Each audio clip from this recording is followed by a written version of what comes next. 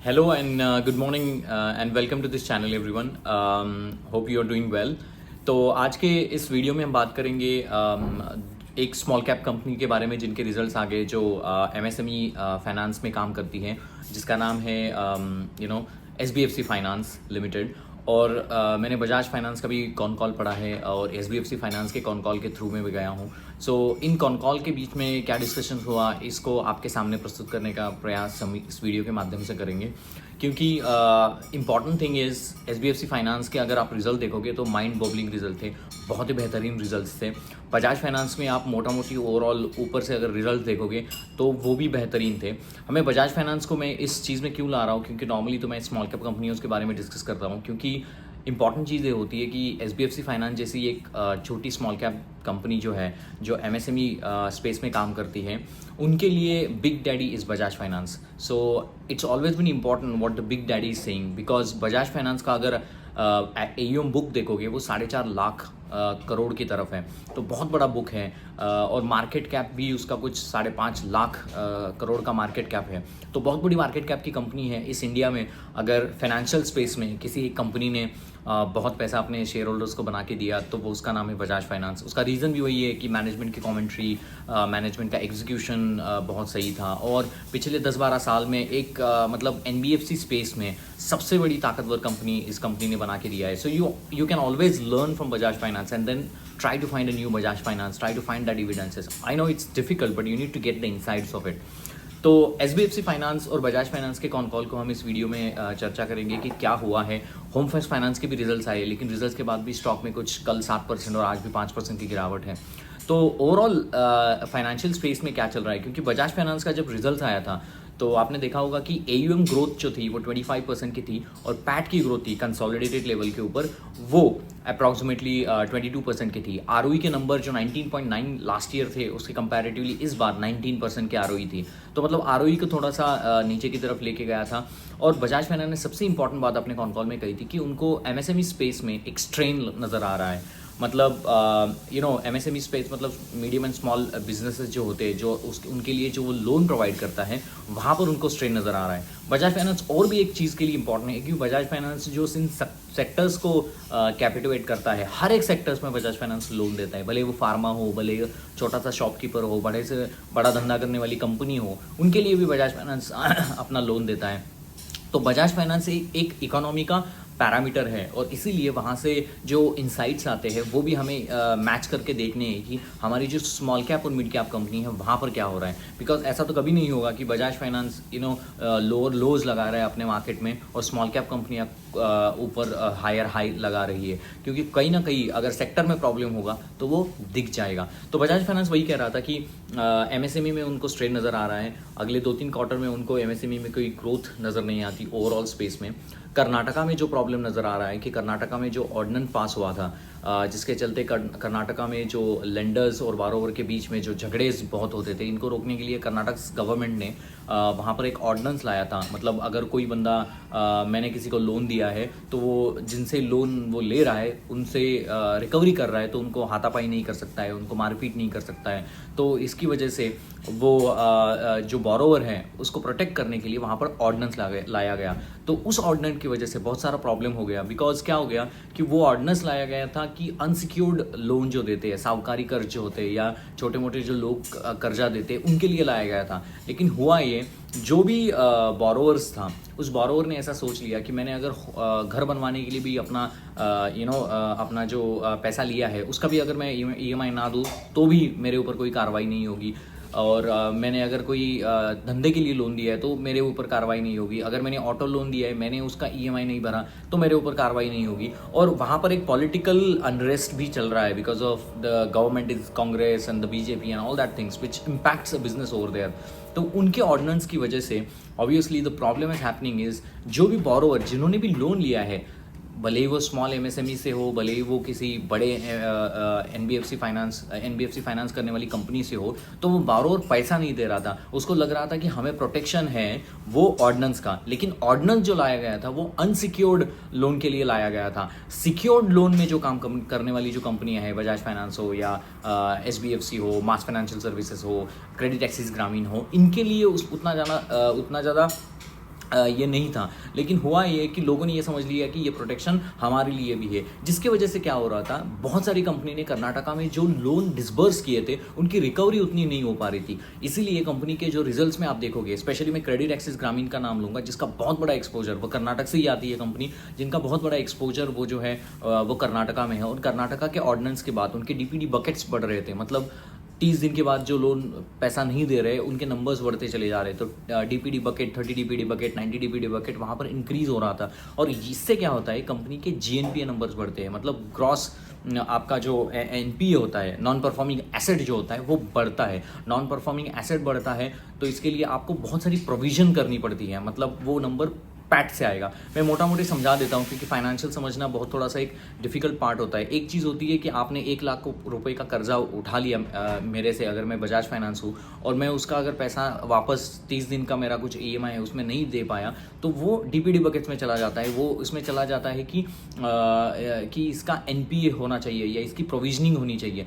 RBI कहता है कि अगर किसी एनबीएफसी को या बैंक्स को लगता है कि ये पैसा वापस नहीं आएगा बैंक के पास, तो आरबीआई के रेगुलेशंस के हिसाब से वो पैसा आपको प्रोवाइड करना पड़ता है। प्रोवाइड करना पड़ता है मतलब आपके बैलेंस शीट में उसमें आपको मेंशन करना पड़ता है ये 500 करोड़, ये 600 करोड़ नहीं आएंगे, तो उसको बोलते हैं प्रोविजनिंग। आपने देखा होगा एक कंसेप्ट आता है प्रोविजनिंग कवरेज रेशो, एक कंसेप्ट आता है क्रेडिट कॉस्ट। क्रेडिट कॉस्ट का फॉर्मूला है provision divided by total assets. तो मतलब अगर मान लो कि कोई बंदा आपका पैसा ज़्यादा नहीं दे रहा है तो आपको प्रोविजंस करने पड़ेंगे। आपको प्रोविजंस अगर आप करोगे तो आपका GNPA number, gross non performing asset ज़्यादा होगा, उससे नॉन परफॉर्मिंग एसेट मतलब एनएनपीए का नंबर भी ज़्यादा हो जाएगा।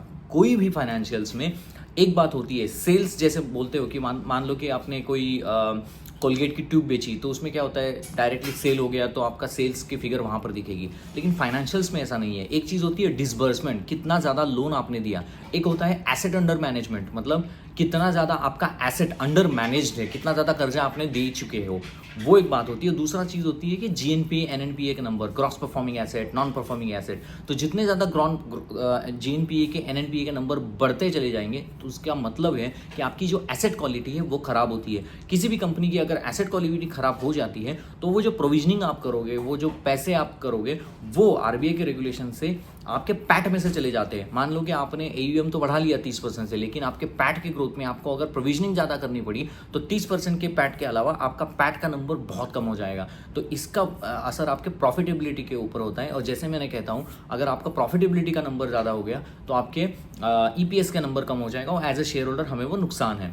तो वापस आते हैं बजाज फाइनेंस ने ये जो एमएसएमई में कहा, तो मैं एसबीएफसी के फाइनेंस वापस आता हूँ। एसबीएफसी फाइनेंस एक छोटी कंपनी है, इनके बेहतरीन रिजल्ट्स लगे थे। मतलब उनका जो एयूएम ग्रोथ है वो 30% से था, पैट की ग्रोथ थी वो लगभग 28% से थी। उनको ऑपरेटिंग लेवरेज नहीं मिला। उनके अगर आप देखोगे, उन्होंने अपना गाइडेंस कॉन कॉल में इंटैक्ट रखा है। उन्होंने कहा था कि पहले 7% Q1Q बेसिस के ऊपर वो ग्रोथ करेंगे, मतलब 28 से 30% की ग्रोथ करने का वायदा उन्होंने किया था, उसको उन्होंने इंटैक्ट रखा है। अभी के आरओई का नंबर 13.59 है, जो कहते हैं कि आगे जाके वो नंबर जो है वो 15% के अराउंड हो जाएगा। मतलब आरओई का नंबर भी गाइडेंस इंटैक्ट रखा है। उन्होंने कहा है कि अपने रेवेन्यूज़ का गाइडेंस, मतलब उनका जो गाइडेंस की 7% हम एयूएम ग्रोथ करेंगे क्वार्टर ऑन क्वार्टर, उसको भी उन्होंने इंटैक्ट रखा है।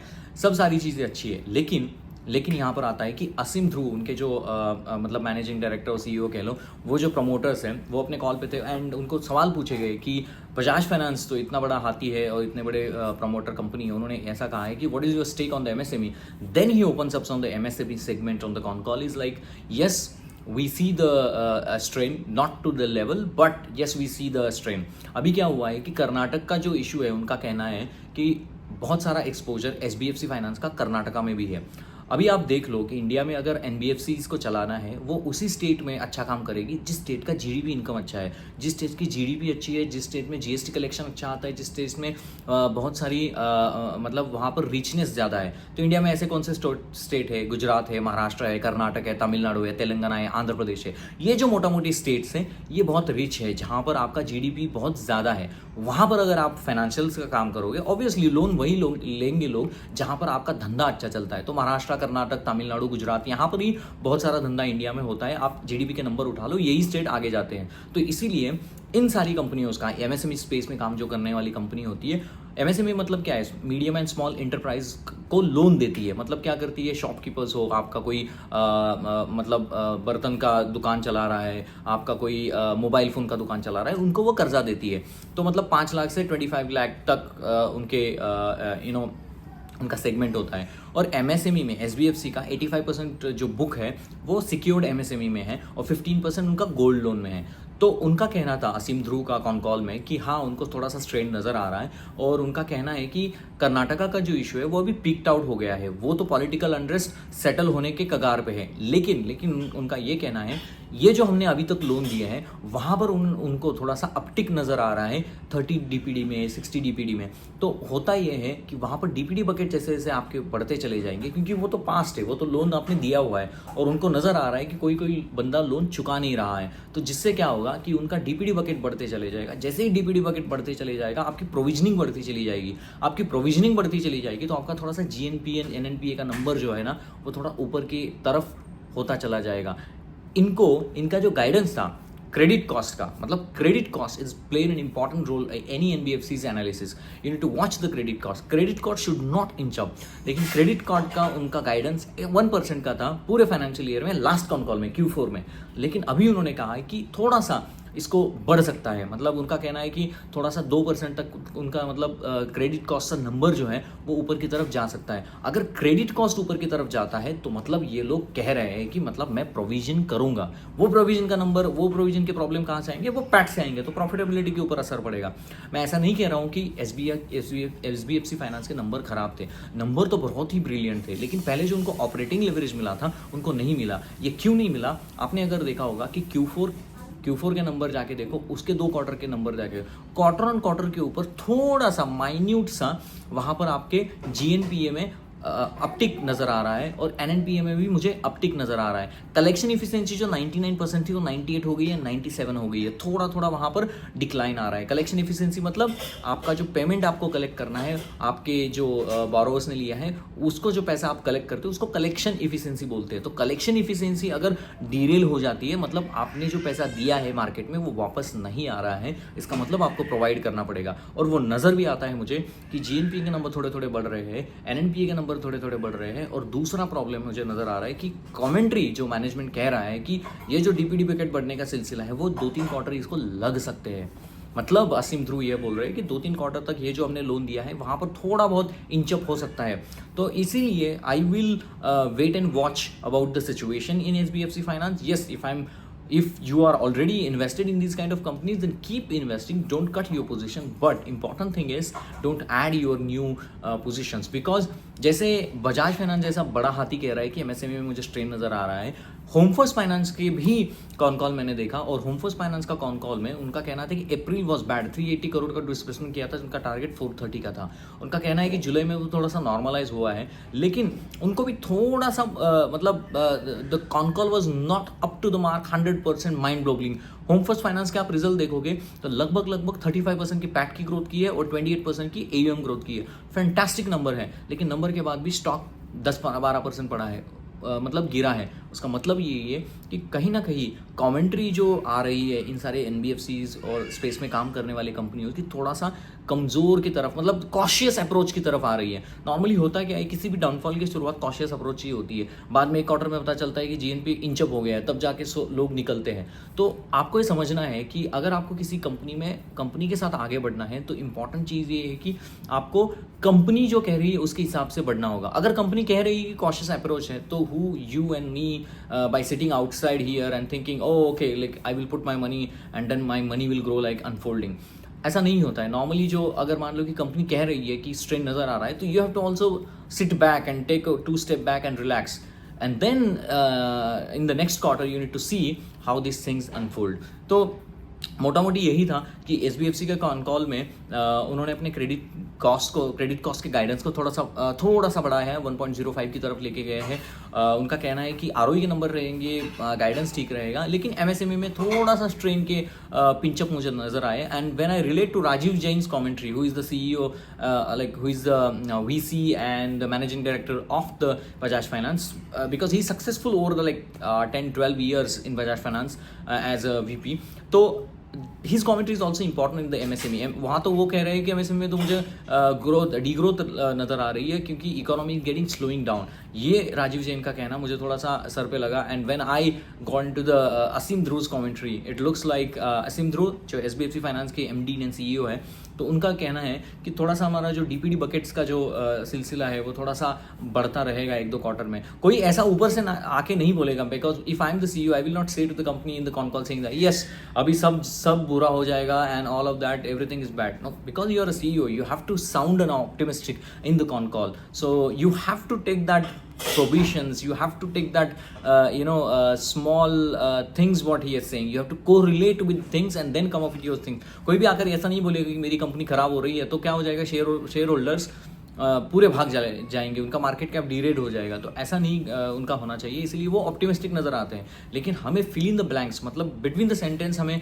कॉन कॉल को एनालिसिस करना होगा. इसीलिए अभी बहुत सारे एआई टूल में देखता हूँ कि लोग एआई टूल का यूज़ करते हुए बोलते हैं अरे कॉन कॉल में तो हम ये तो यूँ पकड़ लेंगे, लेकिन ऐसा होता नहीं है. Because normally company will tell every good thing in the con call, you need to find what is the minute things. So that is what the things matter about these companies. So SBFC Finance, excellent results, but cautious on the commentary for the future time, and that's why you have seen the Bajaj Finance stock has been derailed when the results has been announced. So why? Because there is a certain kind of things which management is also telling to the people. सो यही था. Hope you like this video. मैं ऐसे ही कुछ commentary के updates आपके सामने लाने की कोशिश करूँगा. I try my best to give you the more update and value addition to your investing journey. And we have to learn one thing, as a learning is very important and day by day, because if you don't learn then you will not gain also, because chart देख के तो कुछ होगा नहीं है. We always need to find different sentiments in the market, different companies to analyze, and it's very exciting game. Those who like this game, I think they will succeed very well. Okay, so hope you like this video. Please like, share and subscribe. Hope you will have a nice day, and thank you very much for listening me.